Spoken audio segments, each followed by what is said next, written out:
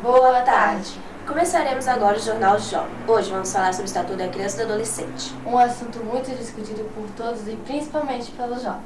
Será que eles obedecem esse estatuto? Será que as crianças de rua conhecem esse estatuto? Essas perguntas vão ser respondidas pelas nossas repórteres, Gabriela Moura e Mariana Ribeiro. Nós estamos aqui na Feira da Torre para fazer uma entrevista com os meninos. Pergunta para os 10 meninos, eles conhecem tudo da festa do Vamos bebendo. Hoje a promoção, vem a ver que beleza, R$ 2 o quilo da uva que nós vendemos aqui no caminhão na promoção do dia por R$ 2. Vamos aproveitando, chega pra festa hoje na cidade. Uva nova, vai ser. Vamos aproveitando o preço, a qualidade e a quantidade é só hoje. Hoje acaba, hoje termina.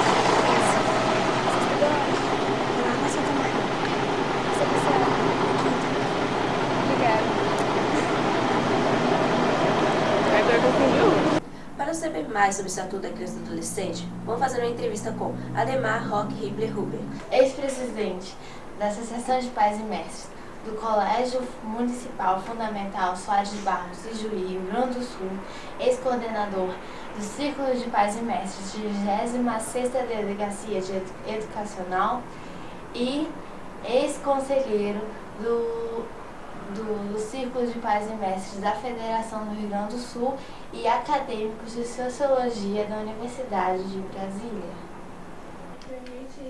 O que você acha sobre o Estatuto da Criança e do Adolescente? O Estatuto da Criança e do Adolescente foi uma lei criada em 90, excepcional para a proteção da criança e do adolescente. Ela prevê vários artigos que estabelece a criação do juizado de menores, dos conselhos tutelares, para uma ampla proteção da criança e do adolescente.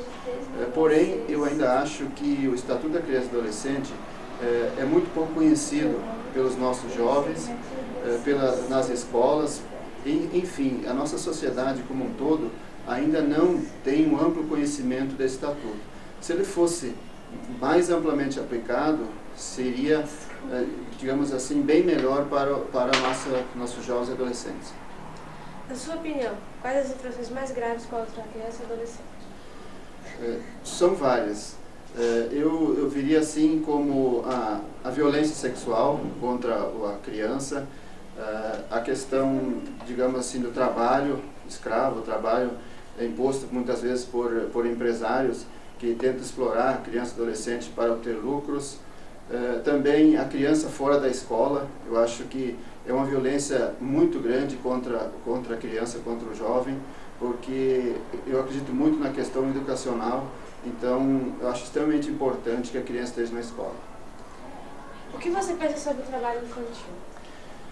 Eu acho algo extremamente abominável contra a criança, contra o adolescente em trabalhar, porque ele trabalhando, ele deixa de estudar, ele deixa de brincar, ele deixa de viver a sua vida num fluxo normal e passa a ter responsabilidades muito cedo. E em função disso, ele deixa de estudar, muitas vezes abandona as escolas, vai para as ruas, passa a consumir drogas, é manipulado por traficantes. Então é um caso grave que nós temos hoje no Brasil. Consequência do descaso dos políticos com relação ao adolescente? Bom, eu começaria pelo seguinte: a gente vê todos os dias nas ruas da nossa cidade crianças e adolescentes pedindo esmola nos sinais de trânsito. Isso é um reflexo desse caso político. Por quê? Porque essas crianças e adolescentes estão ali para arrecadar dinheiro para suas famílias poderem se alimentar. A gente vê muitas reportagens a nível nacional falando isso e mostrando essa realidade. Há poucos dias nós tivemos exemplo disso. Crianças em sinais de trânsito solicitando moedas para a sustentação da sua família. Crianças tapando buracos em ruas e solicitando moedas para os trafegantes da via. E isso tudo reflete um grande descaso político e dos nossos políticos em relação à criança e adolescente. Eu acredito que deveria ter uma seriedade maior por parte dos nossos políticos em investimento em cultura, investimento em educação, também a melhora da distribuição de renda em relação a essas famílias, para que elas não necessitem mandar seus filhos para a rua recolher moedas e dinheiro para seu sustento. Obrigada. O gráfico mostra a escolarização dos jovens infratores que saem dos internatos. 92% frequentaram ou frequentam o ensino fundamental. 5% são analfabetos. E 3% frequentaram ou frequentam o ensino médio.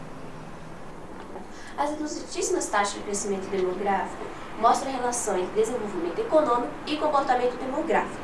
Ou seja, quanto maior o desenvolvimento econômico, menor o crescimento demográfico do país. Hoje em dia, vem diminuindo a inserção dos jovens no mercado de trabalho. Nos países do Sul, esse fato é consequência das baixas taxas de escolaridade, a violência e poucas oportunidades. Isso também ocorre no Brasil, no continente africano e na Indonésia, por exemplo.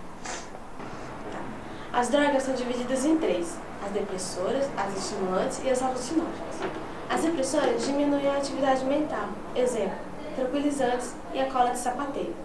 As estimulantes aumentam a atividade mental, exemplo, a cafeína, a cocaína e o crack. E as alucinógenas fazem com que o cérebro passe a trabalhar de maneira desordenada, exemplo, o êxtase e a maconha. Um pequeno resumo sobre o papel do jovem ao longo dos anos. Na atualidade, os jovens são submetidos às drogas e gravidez cada vez mais cedo.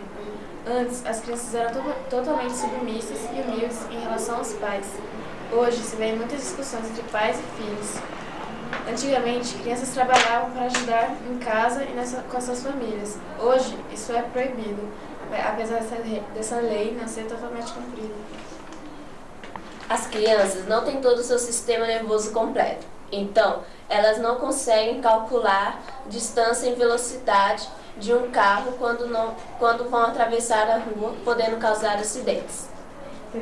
Para você ter mais informações do Estatuto da Criança e Adolescente, vou te dar 2 sugestões para leitura sobre isso. O livro Violência e Criminalidade Infanto-Juvenil, de Guilherme Zanina Shelby. E o Estatuto da Criança e do Adolescente, onde vocês podem ver os direitos e deveres das crianças. E a gente vai encerrar fazendo uma surpresa para vocês. Colocar todas elas na escola. Todas as escolas com qualidade. É isso. Esse é o objetivo. O resto tem que fazer, né? A obrigação, saúde, segurança, a moeda, crescimento, tudo isso é obrigação. Vai mudar o Brasil? São as crianças. Através da escola. Obrigada. De nada, hein?